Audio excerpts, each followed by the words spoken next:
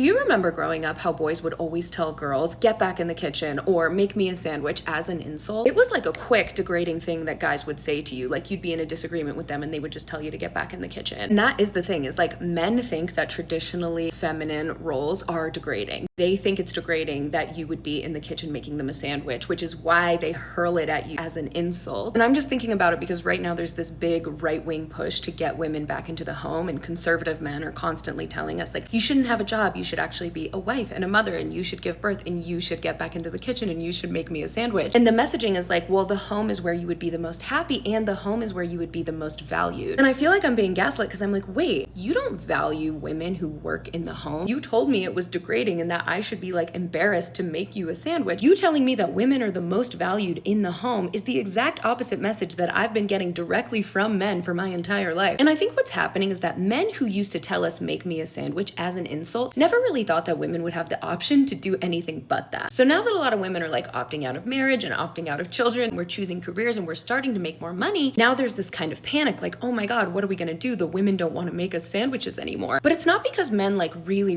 value the domestic contributions of women. It's just because they miss the free labor. They still think it's degrading. They still think it's beneath them to like make a sandwich and clean the kitchen, but they definitely still want you to do it. It is very obviously useful for men to have a live-in maid and chef and like humping post at home, but that doesn't mean he values you for it. I see conservative men do this pandering shit like, a woman shouldn't have to sit in an office for 8 hours. She should be at home baking cookies. But the truth is that he does want you to work. He just wants you to work for him for free. But I don't really think women are falling for it. I think you're going to have a hard time convincing women that cooking and cleaning is our highest calling, because we remember when you told us to get back in the kitchen as an insult. If you wanted more women to be wives and mothers, then you probably should have treated wives and mothers a little better. I don't know.